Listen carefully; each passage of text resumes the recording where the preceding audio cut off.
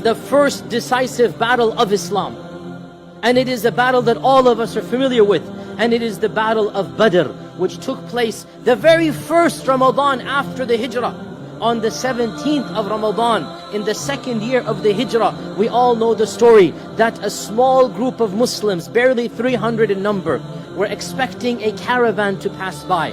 So they were not prepared, they weren't wearing armor. This was a raid on a caravan. It was not an army expedition. And raids and expeditions are two different things. And the Muslims were prepared to come in, take the caravan of Abu Sufyan, and then bring it back to Medina. And caravans are not guarded.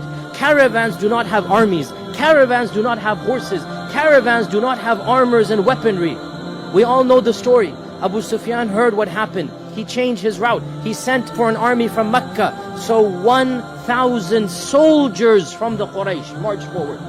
1,000 armed men with hundreds of camels, hundreds of horses, with military equipment, hundreds of suits of armor.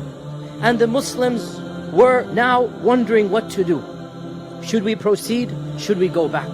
And the Prophet ﷺ gave that passionate speech that we all know, and the Sahaba were all riled up. And Sa'd ibn Mu'adh said, Ya Rasulullah, go forth, for by Allah, even if you take us into the ocean, we will go behind you.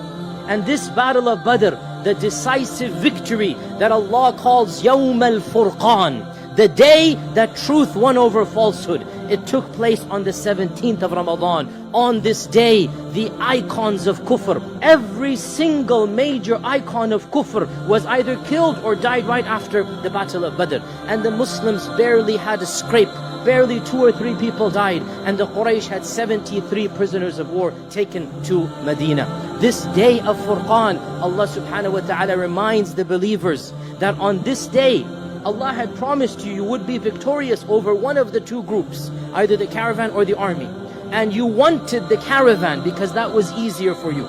But Allah subhanahu wa ta'ala had wanted something greater than that, so that the truth can be manifest over falsehood.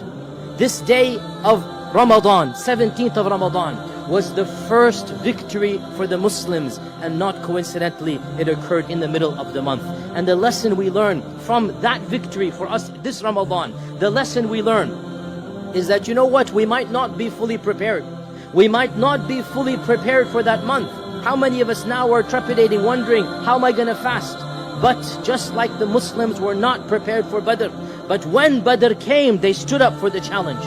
When Badr occurred, they put their trust in Allah subhanahu wa ta'ala, and Allah subhanahu wa ta'ala gave them that victory. Even if we feel unprepared for Ramadan, and many of us are spiritually and perhaps even physically unprepared right now, even if we feel unprepared, put our trust in Allah, and Allah Azza wa Jal will cause us to be victorious in this month.